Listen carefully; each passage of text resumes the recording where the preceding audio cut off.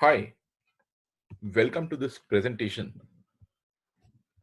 I have called it Manifesto for Artificial Intelligence, Automation and Digitalization. Now, the reason why I have put this manifesto is the necessity to separate hype and buzzwords from reality, because there's a lot of hype around AI and that needs to be clarified. So this presentation takes a holistic view beyond the hype. We have heard of all these things. Because of AI, we lose our jobs.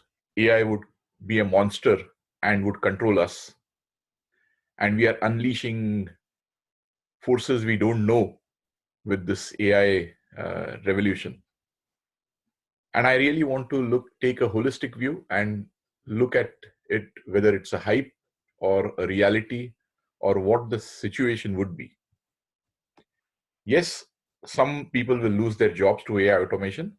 And here I have taken a view of how it's no different from the industrial revolution where people lost some jobs. So most people use AI automation as a name grabber. So it's very superficial, and most of them, 90%, would throw around words without getting into details of what it means. So in the first part, I take AI as a topic and leave automation as a subset of AI. So I take it as a whole. When I say AI, it includes automation. In the next section, I take the digital topic, where I really focus on the take that digital is a mindset and not a technology. So some thoughts here, and Mr. Donald Trump makes my job of explaining hype easier. So hype means making wild claims without substantiating facts. And hype has been used many times in history. And yeah, you can read this. And a good example here is Chairman Mao's campaign. And there's a link of the Four Pest campaign here, where he said these four things were enemies of people, and they started killing all sparrows in China, with the result that after the sparrows were killed, there was a famine. So yeah, so if you look at Trump's hype today, that the economy is booming and so on. In the short term, yes, if you have tax cuts. But in the long term, what are the results of this? Similar to the kill the sparrows, because the immediate thing is if you kill sparrows, you stop them from eating grains. But then you also stop them from eating locust, which, if gone unchecked, really has a much bigger issue with food production. So we have to wait and watch.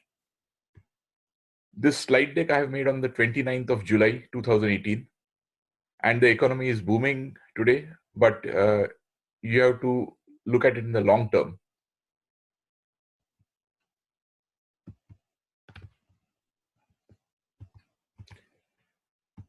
So we have the biggest crowds.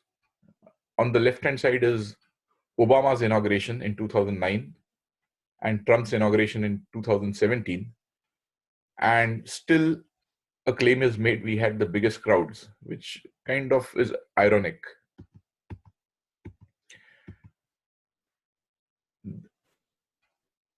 Then this is what Mr. Vladimir Putin of Russia predicted. And there's a link here. And artificial intelligence will rule the world and so on. And then this is another link where Elon Musk responds to Mark Zuckerberg's AI comment. But again, it's a hype, not founded in the sense some things will be right, but some things of what a AI can do are hype. The problem with leadership today is no skin in the game, no walk the talk, just talk. And generally, a CEO's vision is short term, 3 to 5 years. Heads I win, tails you lose, the company pays. Take this case of Vishal Sikka, and I have been following the timelines when he made this claim that Infosys would reach 20 billion by 2020. And as of 2018, it is at 10.93 billion for 2018. And he had predicted this some years ago. And as a CEO, he increased his salary while some minimal raises to staff below. So the 20 billion news trail from gung ho to what did I say is in the links here. So the first report in May 2015 starts with a confident note, everyone cheers.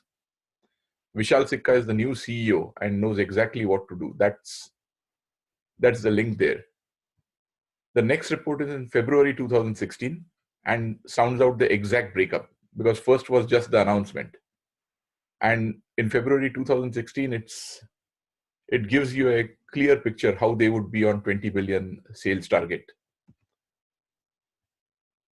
Then in April 2017, the commitments sounds to be hurting. And then last report on 8 June 2017 says that Infosys has dropped its 20 billion revenue target and has a advisory board for Vishal Sikka. Anyway, another case is Stephen Elop. When he said we'll be a third ecosystem, someone needed to question him like the child in the Emperor is Naked kind of movement, where this emperor makes clothes which are supposed to be invisible. And then this small boy, everyone is praising the clothes, and the small boy asks, is not the emperor naked? And and the whole story is, if when Stephen Elop said a third ecosystem, people should have asked, okay, what's the strategy to support a third ecosystem? So there was no talk of a value model, business model, and ecosystem when Stephen Elop said a third ecosystem. And that is what really scares me, because there was no thought given by the Nokia board on how do you think a third ecosystem would work. And I would cover it in the digital strategies. So let's not fool ourselves with our own hype. These are the two ways to be fooled. One is to believe what isn't true, and the other is to refuse to believe what is true. Yeah, there could be other ways also to be fooled. So one statement is, we'll build self-aware machines. Bottom line, machines don't have life as we know it and are not self-aware.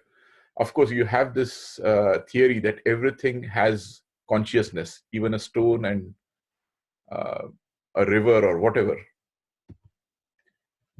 But the first statement is made by people who want the elation of being a creator without doing the homework of what needs to be done. So they just want attention. So this is what I'm going to cover in the part 1 of the AI Manifesto. I'll talk about AI and different facets of AI. In the part 2, I would talk on the digital model and digital ecosystem. So is the AI revolution which affects us beyond our control, or is it just another technology we use? So here, is it something that if we create AI, it would start thinking, it would run on its own and do something on its own? Or is it just something we have more power in computing and that's the technology we use? I think it is the second. And I would like to give justifications why I think that the second case holds true.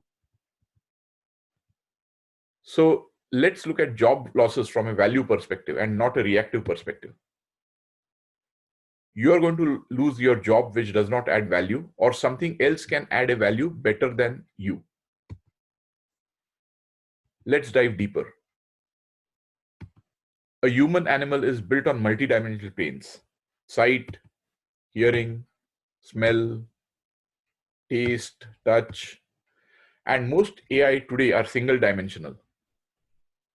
So, the multidimensional aspect of our brains really, and the integration of all these aspects is what we are. And you also have the thinking and interaction, acting on decisions, interaction with language, identity, consciousness, self-perception, self-awareness. Now, animals are also multidimensional with senses. So you take any of these animals, and the ability of ants to build nest, beehives, forage for food, reproduce, all these beings are conscious and self-aware. So how many dimensions does an AI function in? Not many. Now, our human brain is compact and integrated, and we have a long way to go with AI. So you can read the specifications there.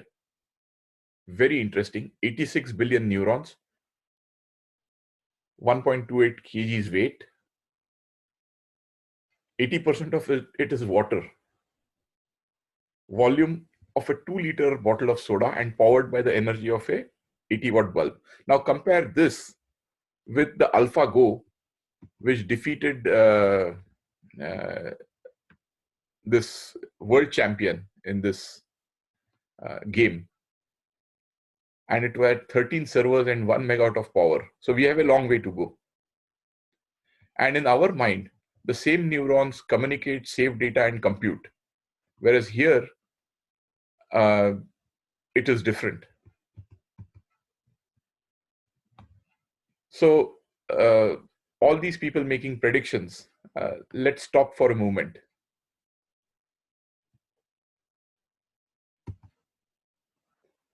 The relation of a creator to us is the same as we have to robots.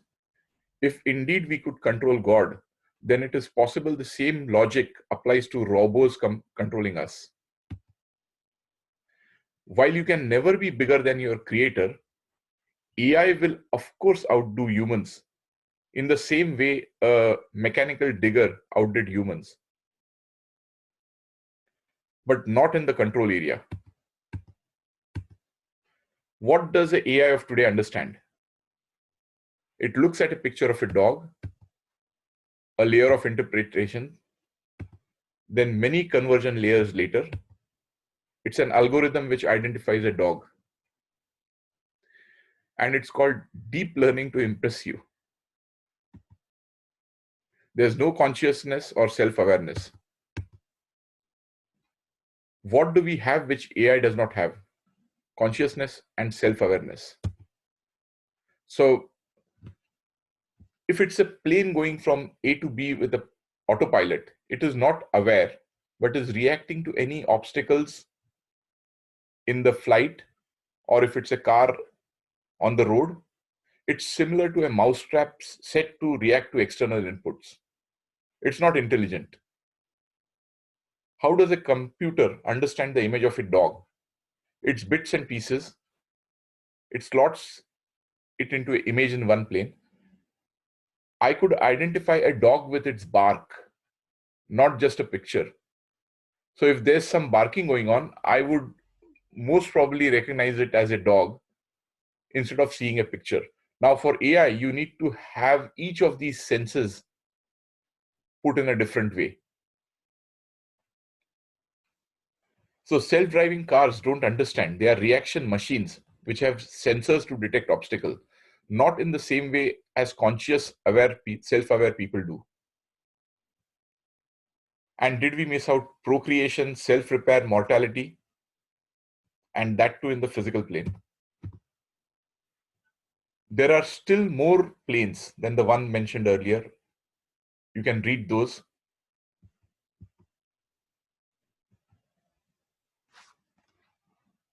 Ego and self-awareness give rise to motivators in humans.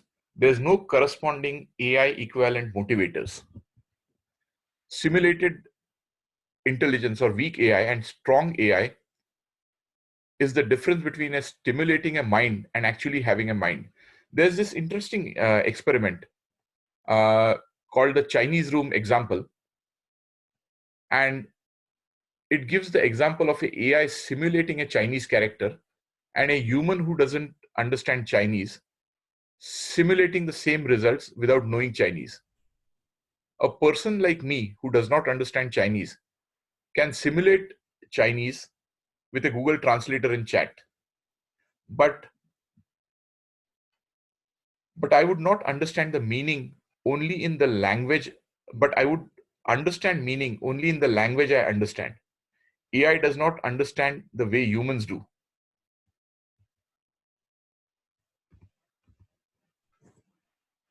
So let's settle the argument. Which template should we use for AI?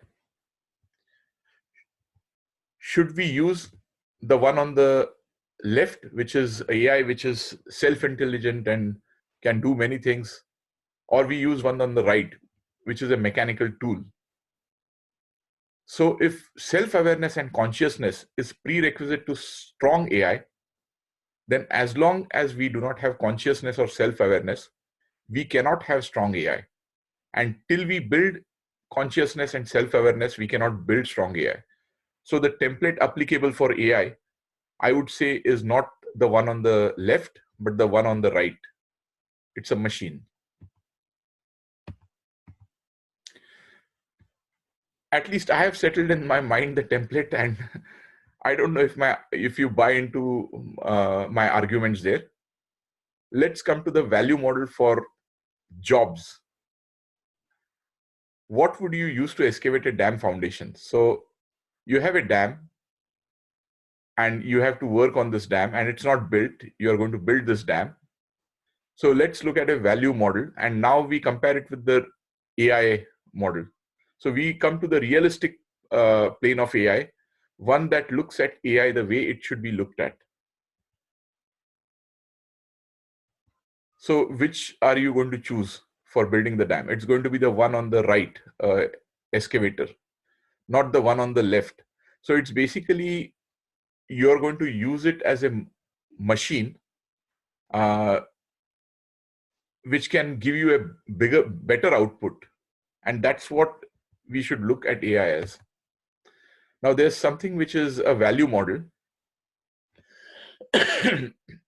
anything, anything or person that does not add value for that situation will lose. So it's similar to half-life. When you have a value model, it starts decaying because you come up with a value model which is better than the current value model. And I'll cover this in the next section in paradigms, value models, and business models, and the interplay of these in the digital section. Even if we manage to build AI on human scale, which AI do we want? This one or this one, or this one or this? You have a choice, right? With AI, the good, the bad, the ugly. Another way to look at AI: when humans tamed horses, we gained strength and speed. This was on a physical plane, a human physical plane. So they could outrun us, they could outperform us in all physical activities. We never complained that a car can outrun a human. Similarly, we are harnessing computing capabilities. So as we improve the speed and performance of computers, you have more and more computing capabilities, which result in you identifying patterns, running algorithms faster. And we should never complain that an algorithm can outthink us. We have technology to make algorithms run faster. And these algorithms existed from 1950s and 60s. We just run them now. Now we come to the moral dimension of AI. If humans ever get to self-aware AI, we'll come to the moral dimension of AI. So moral dimension and control are tied together. So what is morality? Say I am the head of a state of a particular country, and I can raise an army of 10,000 AI robots. As long as I have resources, I can raise my own private army. Like a nuclear arms race, it becomes a AI arms race. So when people graduated from fighting in the trenches in World War One to the battle tank tanks of 2000 World War Two, you went into a arms race, and similarly, it would be a AI's arms race. Now, here's the catch for all the people who say AI can be a monster. So, if AI can be a monster, you have to accept the other fact, that AI can be a saint. So, as long as we are self aware and AI is not self aware, we have no threat from AI. But from humans and their morality, how do we put AI to use is the crucial question. So you can read here. So AI, like nuclear power, can be beneficial. Now I come to the part 2, which is digital. And digital, I'll cover these topics. The digital model, which is a mindset, and technology is just a tool. And then I would cover paradigms, value model, business model, and ecosystems, and how these are tied together. And closing the AI discussion, I would apply it to the AI paradigm, how it ties together. And then I would look at jobs losses revisited with the value goggles.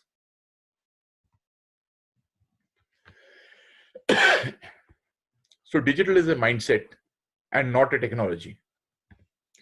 So digital strategy means understanding the whole play and devising a strategy based on value model, business model, and ecosystems. Using technology is just a small part of digital strategy.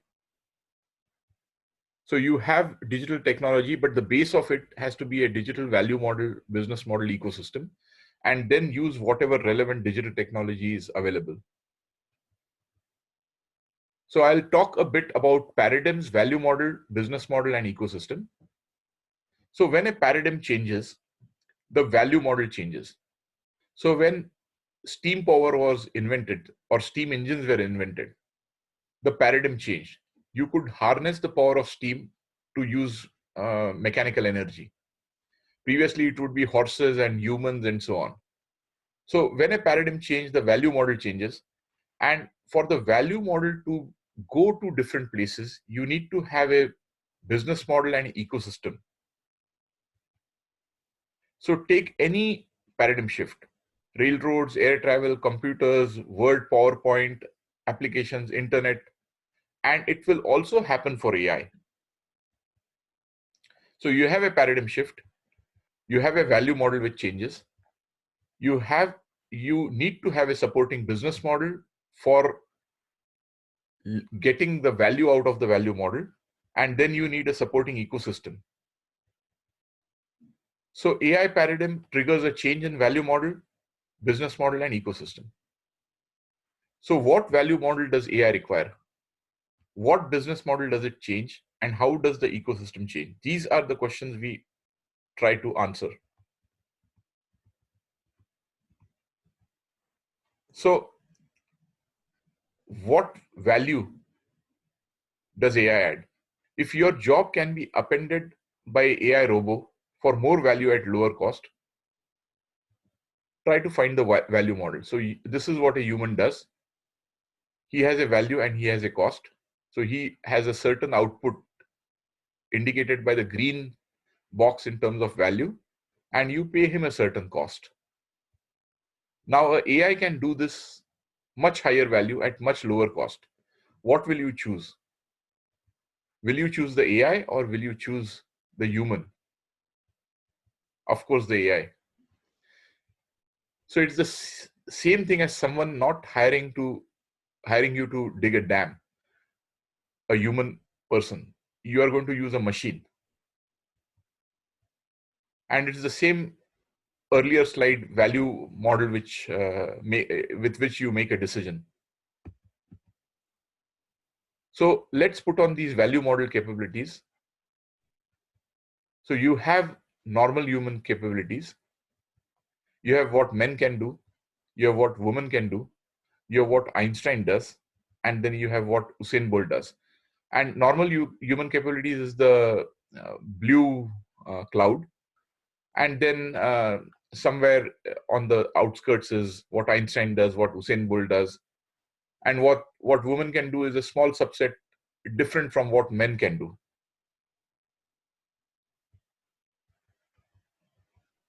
So in these capabilities, you again have these. Applying the value model, what will happen? Whose jobs will go? In the case of the ticket checker, the comedian, the airport check-in, train driver, sales. If AI can do a better job, these values will go, and comedy and sales will remain. So I doubt you'll have a AI comedian or a AI sales guy. Yeah. So if you want to discuss more, just write to me on info@geon.com. Thanks, and I hope you liked this presentation.